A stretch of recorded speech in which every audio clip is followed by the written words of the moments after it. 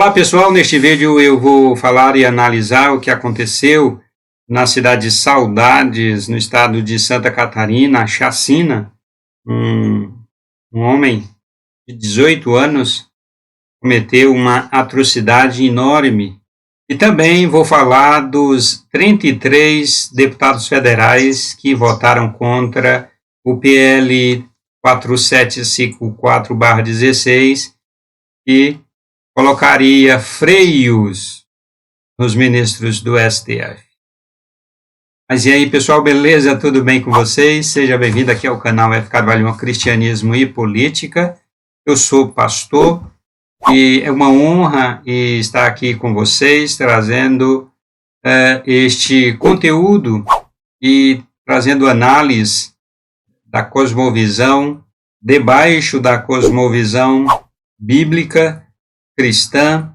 É uma honra ter você me acompanhando aqui no canal.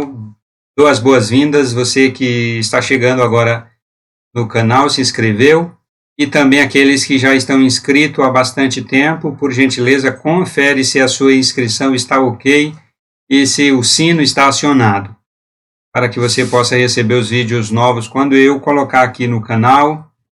Francisco Carvalho, neste 6 de maio, minha gente, uma atrocidade sem tamanho, é impressionante onde o ser humano pode chegar, a maldade, a insensibilidade no coração humano pode chegar. Ontem, 5 de maio, quarta-feira, aconteceu uma das maiores atrocidades dos últimos meses aqui no Brasil, uma verdadeira chacina.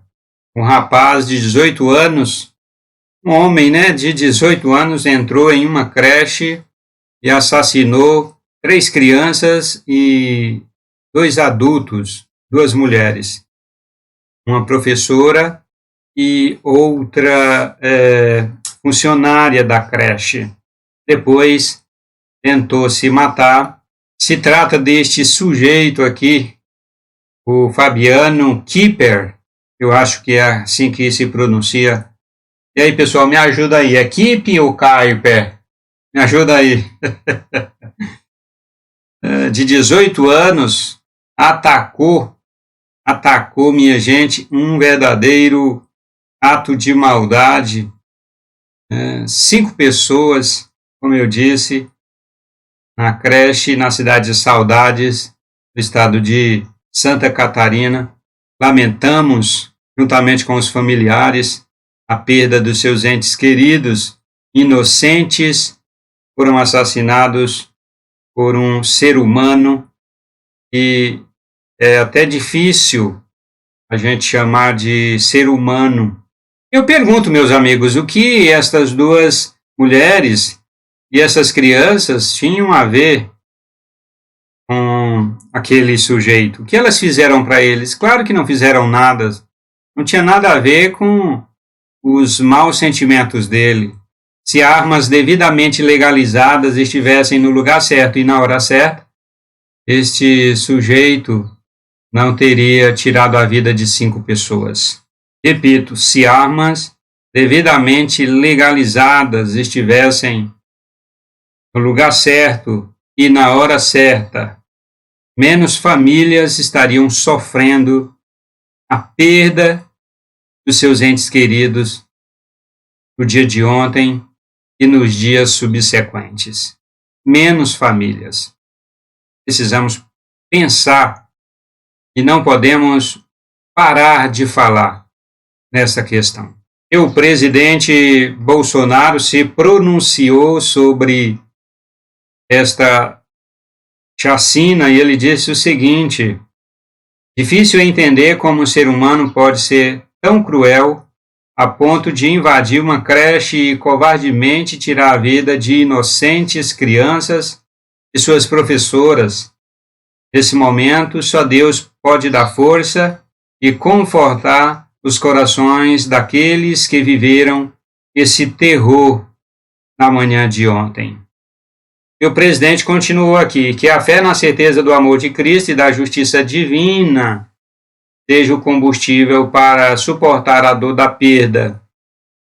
O presidente Bolsonaro fala aqui da justiça divina, e a justiça divina é um fato, mas precisa ser bem esclarecido esta questão da justiça divina, meus amigos. Sabe por quê? Porque Deus colocou as responsabilidades nas mãos daqueles que representam o Estado para exercerem a justiça de Deus. Portanto, a justiça do Senhor Deus, ela acontece primeiramente através do Estado, de seus representantes. Quando estes não fazem aquilo que Deus determinou, que é exercer a justiça de Deus, então é que Deus entra com a sua justiça e o seu governo de justiça sobre os malfeitores e sobre os injustos. Mas, primeiramente, a justiça de Deus, ela acontece e deve acontecer pelas mãos do Estado. É o Estado que tem de Deus a autoridade, a autonomia, a legitimidade para exercer a justiça de Deus. Então, quando o nosso presidente fala aqui de justiça divina, é muito importante ter em mente isto, porque justiça divina não é os atos de Deus na vida das pessoas de forma sobrenatural ou de forma natural. Não é somente isto. Deus faz isto, sim, Deus exerce sua justiça desta maneira quando aqueles os quais Deus outorgou-lhes o privilégio de exercer a justiça de Deus não cumprem o seu papel. E eles são punidos por isto. Quem não executa a justiça de Deus na maldade dos homens, na maldade dos seres humanos, estes que não cumprem o papel que Deus lhe designou, eles também serão culpados e Deus os julgará com bastante severidade. Então é importante, quando se fala de justiça divina, as pessoas têm em mente que é somente, Deus vai fazer alguma coisa com este sujeito, porque as leis aqui não funcionam. Sim, isso é verdade. Quando o Estado não funciona, quando o Estado é ausente para executar a justiça de Deus, então Deus usa outros meios. Mas em primeira mão, em primeira instância, é obrigação do Estado, porque recebeu de Deus a legitimidade para exercer a justiça de Deus. Bom, e nós vemos que aqui no Brasil a justiça divina não é executada por meio do Estado, porque o nosso Estado é falho, o Estado brasileiro é paternalista, é falho em executar a justiça de Deus, lamentavelmente. E o presidente continua, embora lamentavelmente nossa Constituição não permita penas suficientemente severas para esse tipo de crueldade, como prisão perpétua, em respeito aos familiares, pedimos que a justiça seja feita e o autor deste ato covarde seja punido de forma exemplar. O presidente Bolsonaro aí fala em pena suficiente, ele faz menção aqui à prisão perpétua. É uma questão que também precisa ser colocada à luz da revelação geral de Deus. Na revelação geral e na revelação especial de Deus, prisão para os malfeitores é somente temporária até que se faça todo o processo legal devido e fique realmente comprovado os atos de delinquência, os atos de crueldade. Então, depois que está provado que a pessoa cometeu a delinquência, está devidamente provado e comprovado e testado, então não existe cadeia, não existe prisão comum e nem prisão perpétua. Não existe prisão perpétua na revelação geral e na revelação especial de Deus. É aquele que cometeu uma delinquência, aquele que cometeu atos, esse sujeito tirou a vida de 5 pessoas, e na revelação especial e na revelação geral de Deus não existe prisão perpétua. Mas infelizmente o Estado brasileiro é falho. Aliás, não somente o Estado brasileiro, mas os países mundo afora, muitos deles são falhos, porque aqueles que governam são humanistas e não vivem e não levam em conta a revelação especial e muito menos a revelação geral do Senhor Deus, Criador dos céus e da terra. Então, é bom pensar nisso, minha gente, é bom pensar nisso. Esse sujeito, prisão perpétua não é suficiente na revelação geral e nem na revelação especial, prisão perpétua não é suficiente, tá certo? Deixo aqui esta palavra aqui, comentando e analisando este texto do nosso presidente Jair Messias Bolsonaro.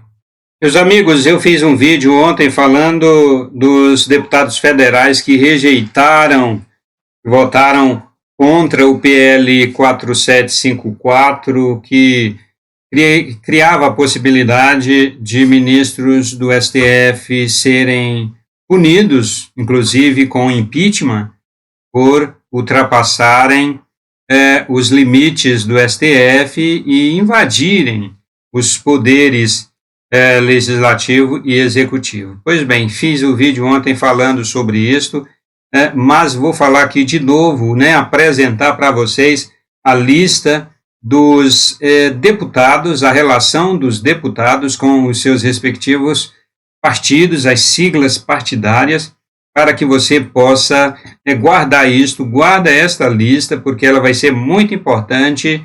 No final do ano que vem vai ter eleições e aqueles deputados federais, acredito que vão tentar a reeleição e é bom ter bem guardado o nome deles, para que possa dizer um não bem grande a eles. Eles não merecem estar ali, eles não merecem estar deputados federais, não merecem ocupar o cargo de deputado federal. Definitivamente eles não merecem, eles votaram contra o Brasil. Meus amigos, a relação completa com o nome dos deputados federais que votaram contra o PL e suas respectivas siglas partidárias, o Terra Brasil Notícia traz aqui os 33 nomes. Veja a lista dos deputados que votaram contra a lei que permitia impeachment de ministros do STF em caso de ativismo judicial, maioria do PT.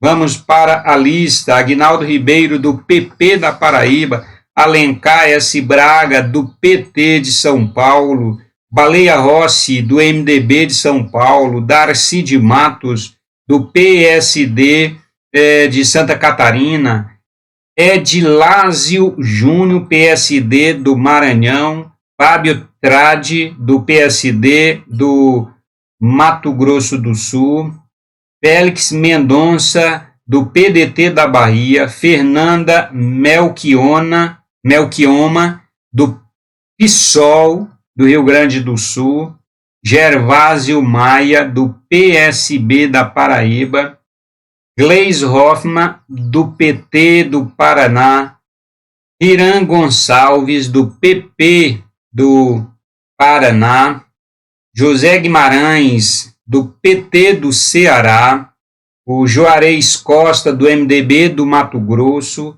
Júlio Delgado, do PSB de Minas Gerais, Marcelo Aro, do PP de Minas Gerais, Márcio Biolchi, do MDB do Rio Grande do Sul, Marcos Sampaio, do MDB do Piauí, Margarete Coelho, do PP do Piauí, Maria do Rosário, do PT do Rio Grande do Sul, Orlando Silva, do PCdoB de São Paulo, Patros Ananias, do PT de Minas Gerais, Paulo Abiaquel, do PSDB de Minas Gerais, Paulo Teixeira, do PT de São Paulo, Pinheirinho, do PP de Minas Gerais, Pompeu de Matos, do PDT do Rio Grande do Sul, Rubens Bueno, do Cidadania do Paraná. Esse Cidadania, meus amigos,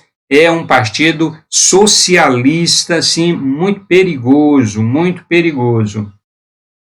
O Rui Falcão, do PT de São Paulo, o Samuel Moreira, do PSDB de São Paulo, Sérgio Brito, do PSD da Bahia, Sheridan, do PSDB de Roraima, Subtenente Gonzaga, do PDT de Minas Gerais, Tadeu Alencar, do PSB do Pernambuco, e o último aqui, Túlio Gadelha, do PDT de Pernambuco. Então, são estes os 33 deputados federais que votaram contra o Brasil, votaram contra o PL 4754/16 e iria colocar aí um fim, iria colocar freios nos ministros do STF, e já há quase 2 anos, ou melhor, mais de 2 anos, eles vêm invadindo, interferindo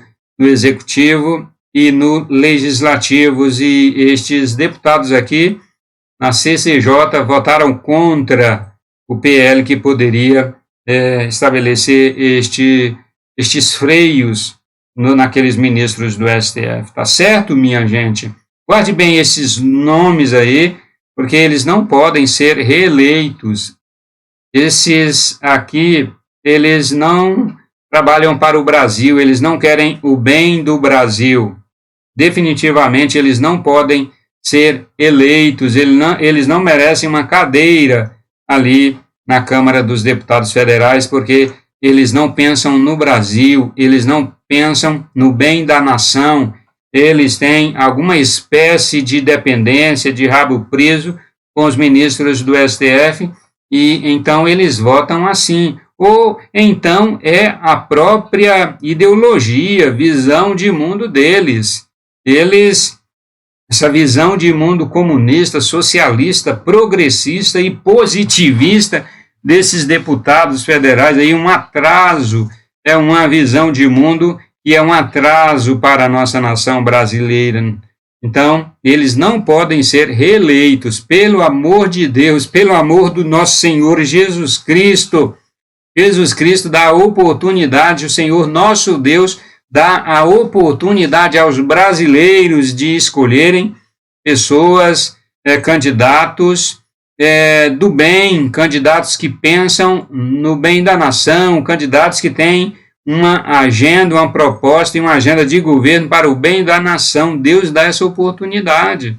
Quando o povo não tem clareza suficiente, não tem iluminação suficiente, não tem mentalidade suficiente para enxergar a real intenção e as ideologias e visão de mundo dos candidatos, até aí tudo bem, porque não tem a clareza. Mas nos últimos dias o povo brasileiro está muito bem esclarecido, a nação brasileira está bem esclarecida, já pode ter clareza suficiente e não pode sufocar, suplantar esta clareza, esta luz de forma nenhuma. Deus está dando uma clareza na mente dos brasileiros para eles entenderem que candidatos assim, destes aqui, pelo menos uns 90% vão tentar a reeleição. E vai ser a hora da população brasileira. Meu Piauí, o meu estado do Piauí, minha terra natal. Pelo amor de Deus, piauienses, pelo amor de Deus, 2 deputados federais pelo Piauí, olha só, Marcos Sampaio, do MDB, e Margarete Coelho, do PP. 2 deputados federais pelo Piauí votaram contra o Brasil. Pelo amor de Deus, esses 2, bem como os demais 31 deputados, não merecem a cadeira na Câmara dos Deputados Federais. Então preste bem atenção, guarde esses nomes, porque eles não poderão. Se Deus quiser, minha gente, se Deus quiser, e Deus está dando a oportunidade aos brasileiros de não colocarem estes homens e mulheres ali na Câmara Federal em 2022. Meus amigos, e a última notícia e análise desse vídeo: ontem o presidente Bolsonaro foi ao aeroporto para receber o Robson, um motorista que foi preso por engano na Rússia, retornando ao Brasil. Nesta quarta-feira, 5, Robson Nascimento de Oliveira, ex-motorista do jogador de futebol Fernando, chegou ao Brasil. Ele estava preso na Rússia desde março de 2019, acusado de transportar 2 caixas de um remédio proibido no país. E o nosso presidente falou ontem com a imprensa, ontem mesmo, ele disse: sempre damos valor à liberdade, né? Sempre demos valor à liberdade. É o presidente sempre falando em liberdade e do valor que é ter liberdade. Tive contato com o presidente Putin, que queria falar com o embaixador, e ele só podia assinar o indulto do Robson depois da condenação. A pena dele era de 20 anos de cadeia. Tivemos um trabalho excelente de relações internacionais. O presidente Putin cumpriu a lei após a condenação.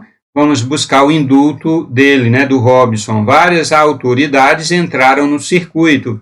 A nossa embaixada providenciou a retirada dele no presídio até a nossa embaixada. Ele estava muito feliz. Ele foi fuzileiro por 3 anos, sabe da rigidez da caserna, mas nunca podia esperar tudo isso, falou o presidente da República. Eu fiquei muito feliz de ver o presidente Bolsonaro ali no aeroporto para receber um conterrâneo brasileiro, um brasileiro como nós, que injustamente foi preso na Rússia.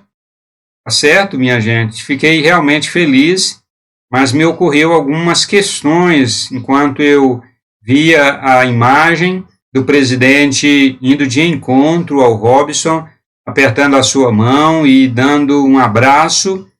Eu fiquei pensando em 2 questões. A primeira questão que me veio à mente foi: Robson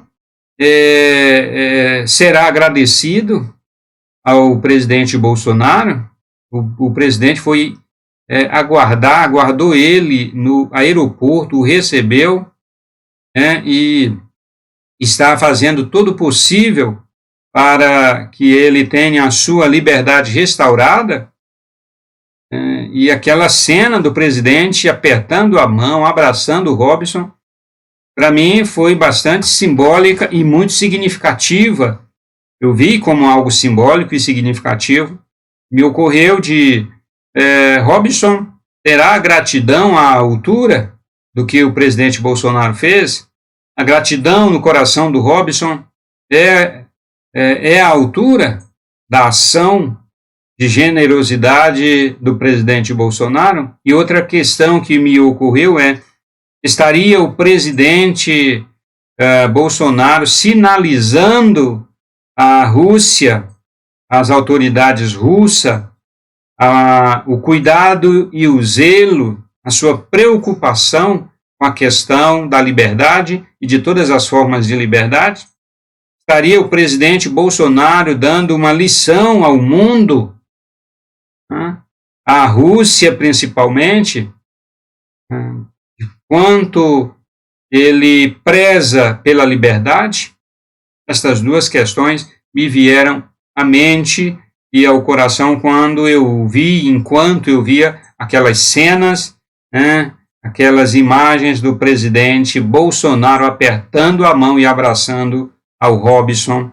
Compartilha ao máximo, deixa o seu like ou o seu dislike e também o seu comentário sobre estes assuntos aqui do vídeo, estas análises, e também o porquê que você está deixando aí o dislike. Fala para mim tudinho aqui no campo dos comentários. Que Deus abençoe você, que Deus abençoe a sua família. Valeu! E a gente se vê no próximo vídeo.